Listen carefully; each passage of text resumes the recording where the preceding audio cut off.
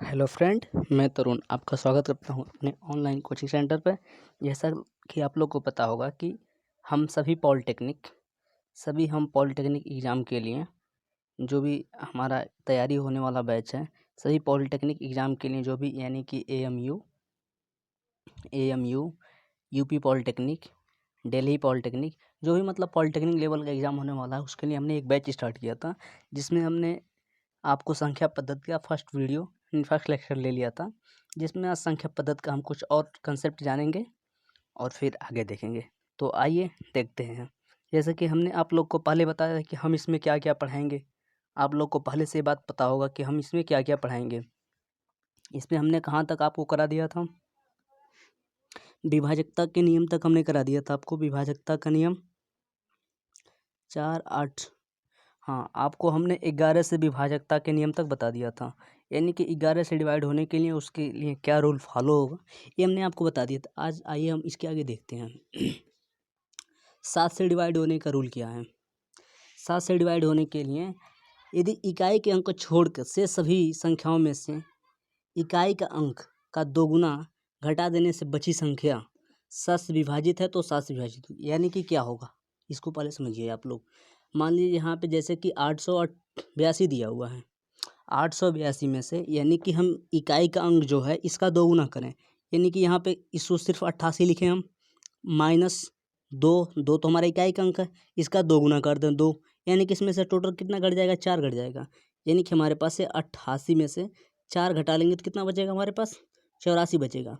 यदि 84 हमारा 7 से डिवाइडेबल है तो यानी कि जो ये संख्या दी हुई है 882, तो ये भी 7 से डिवाइडेबल होगी। इसका एक और एग्जाम्पल देख लीजिए आप लोग यहाँ पे। जैसा कि यहाँ पे दिया हुआ है 663 दिया हुआ है, यानी कि 3 का 2 गुना करेंगे तो कितना हो जाएगा, 6 हो जाएगा हमारे पास 6, यानी कि हमारे पास 66, यानी कि इकाई के अंक छोड़ देंगे, इसके बाद जो बचेगा उसे लिख लेंगे, 66 हो गया।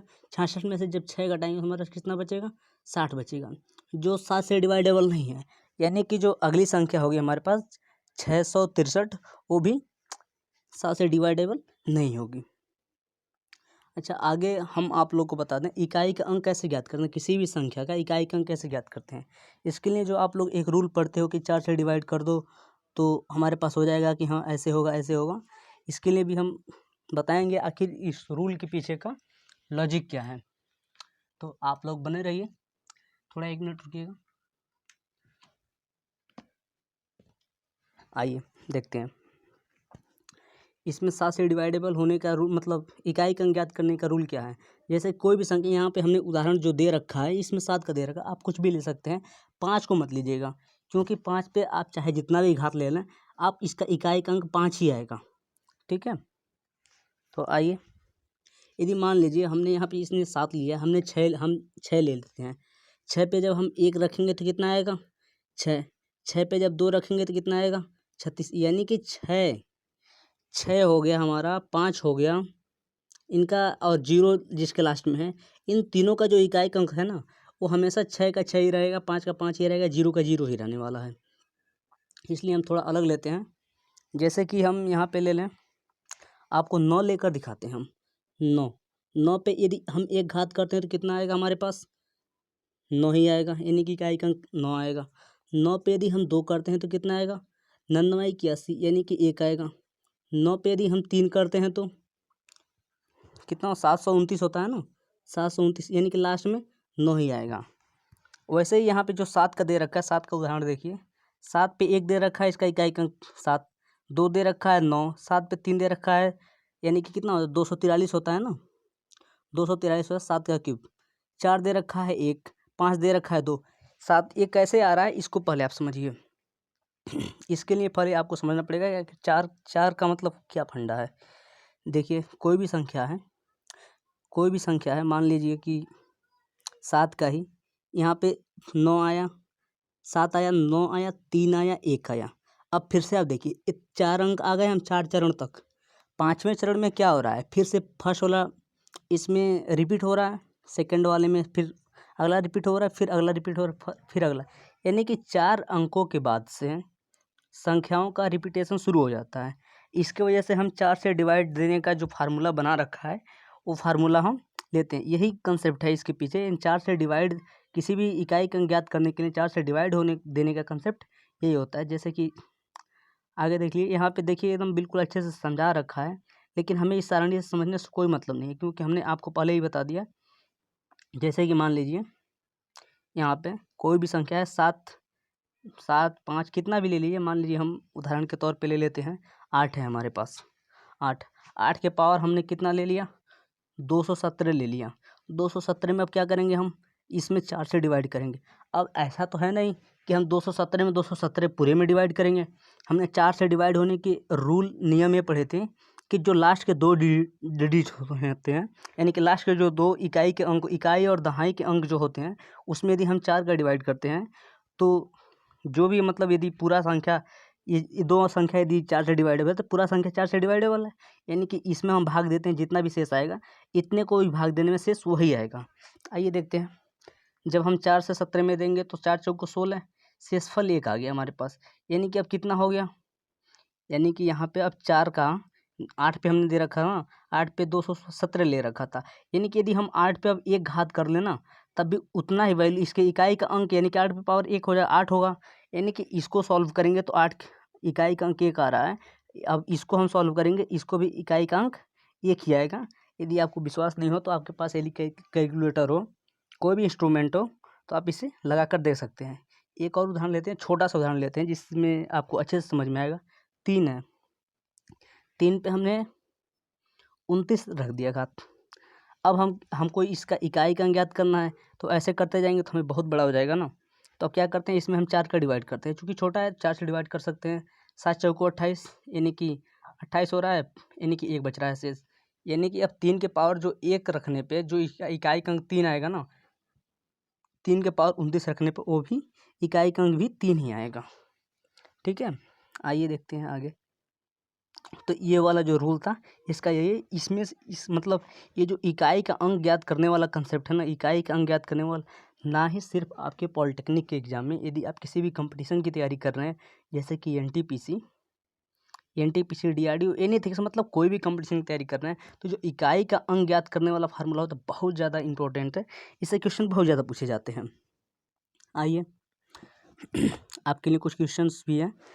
जैसे ये देखिए, ये पॉलिटेक्निक का एक क्वेश्चन है। इस पॉलिटेक्निक में एक क्वेश्चन पूछ रखा है 2000, पता नहीं, मुझे पता नहीं है 2006 या 7 में क्वेश्चन पूछ रखा है। इसमें बोल रहा है कि कौन सी संख्या अपरिमेय है। हमने आपको क्या परिमेय संख्या कौन सी बताई, जो P बटे Q के रूप में लिखी जाए but Q does not equal to 0। अपरिमेय संख्या है वो है जो कर्णी में होती हैं, वो सामान्यतः अपरिमेय संख्याएं कहलाती हैं। इसमें 25 का इसका कितना हो जाएगा, 5 हो जाएगा। 16 का 4 हो जाएगा।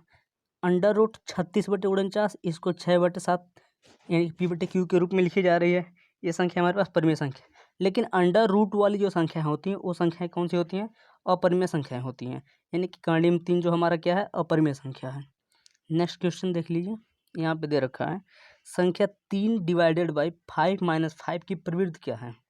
अब 5 में से 5 हम जब माइनस करेंगे तो 3 डिवाइडेड बाई 0 हो जाए। किसी भी संख्या में जब हम 0 से डिवाइड करते हैं तो उसका आंसर अनंत आता है।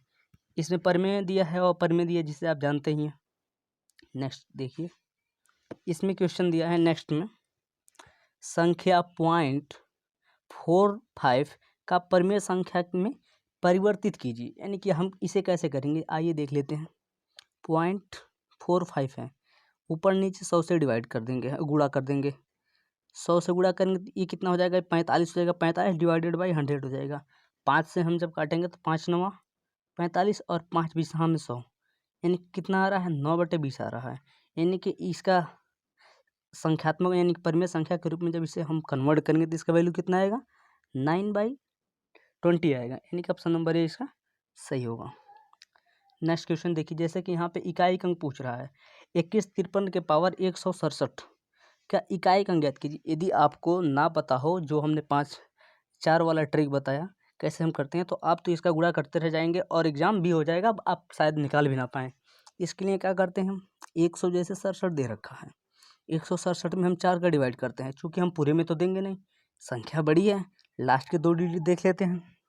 लास्ट के इकाई और दहाई का अंक जब देखेंगे तो हम इसका करेंगे तो 4 एकम 4 हो जाएगा, 2 बचेगा इसका हासिल और ये हो जाएगा 27 और 24 होता है 6 मरतबे 24, यानी कि कितना हो जाएगा 3 शेष आ रहा है। यानी कि इसको जब पूरे को हम 167 को 4 से डिवाइड करेंगे तो हमारे पास शेष कितना आ जाएगा 3। अब यहाँ पे कितना है 21 53 है। अब 21 53 पे तो 3 रखेंगे नहीं, क्योंकि हमें अंतिम इकाई का अंक ज्ञात करना है तो हम इकाई का अंक को ही लेंगे। यानी कि इस पे कितना है इकाई का अंक 3 दे रखा है, शेषफल कितना आया 3 आया। अब 3 के 3 तो हम कर सकते हैं ना, 3 गुणे 3 गुणे 3 यानी कि 3 तरीके 9 9 तरीके 27, यानी कि इकाई का अंक कितना आ गया 7 आ गया। ऐसे ही वीडियो मतलब ऐसे ही और भी क्वेश्चन हम आपको दे देंगे। अभी अच्छा एक और क्वेश्चन है, इसे आप देख लीजिए। वैसे आपको इसमें हमने आपको इसमें बताया तो नहीं क्वेश्चन कैसे लेंगे, लेकिन फिर भी आप देख लीजिए, हम इसका प्रैक्टिस कराएंगे, इसका कोई थ्योरी नहीं होता है। तो देखिए जैसे दे रखा है 2 संख्याओं का अंतर 5 है, उनका गुणनफल 13 है, तो उनके वर्गों का योग ज्ञात कीजिए। इसके लिए हम क्या करते हैं, कोई भी संख्या x माइनस वाई दे रखा है, इसका अंतर 5 दे रखा है, x इंटू वाई का वैल्यू 13 दे रखा है। यहाँ पूछ रहा है उनके वर्गों का है, यानी कि x square plus y square. चूँकि हमें पता है x माइनस वाई यहाँ पे दे रखा है, यानी कि x माइनस वाई के यदि हम होल स्क्वायर कर दें तो हमारे पास कितना आ जाएगा x square plus y square minus 2xy। चूँकि हमें और ये कितना हो जाएगा x माइनस वाई का होल स्क्वायर हो जाएगा, यानी कि इसका वैल्यू तो हो जाएगा 25, चूँकि 5 दे रखा है, इतने का वैल्यू ज्ञात करना है। ये माइनस से उधर जाएगा तो कितना हो जाएगा प्लस हो जाएगा, यानी कि हमारे 25 प्लस 2 और x इंटू वाई, यानी कि दोनों का गुणनफल 13 दे रखा है, 13 दूनी 26 और 25 25 50 और एक 51, यानी कि इसका आंसर कितना हो जाएगा ऑप्शन नंबर सी 51। ऐसे ही अभी हम आपको और वीडियो देंगे, मतलब इस पे आपको संख्या पद्धति पे जितने भी क्वेश्चन बन सकते हैं, चाहे वो AMU से हो, दिल्ली पॉलिटेक्निक से हो या यूपी पॉलिटेक्निक से, किसी भी पॉलिटेक्निक से हो, हम आपको क्वेश्चन देंगे। यदि आपके पास भी नंबर सिस्टम का कोई भी क्वेश्चन है तो आप हमें सेंड कर सकते हैं हमारे व्हाट्सअप नंबर 70 17 46 51 53। आप हमारे इस व्हाट्सअप नंबर पे सेंड कर सकते हैं अपना कोई भी क्वेश्चन हो आपका, संख्या पद्धति से कोई भी क्वेश्चन यदि आपका फंस रहा है, नहीं समझ में आ रहा है, नहीं लगा पा रहे हैं, तो आप हमें इस नंबर पे व्हाट्सअप कीजिए, हम आपका जवाब दे देंगे। Thank you. यदि आपको हाँ एक बात और फाइनल करने से पहले, यदि आपको वीडियो अच्छा लगा हो तो आप इसे लाइक कीजिए और अपने फ्रेंड के साथ इसे शेयर कीजिए, ताकि वो भी अपनी एग्ज़ाम की तैयारी अच्छे से कर सकें। Thank you.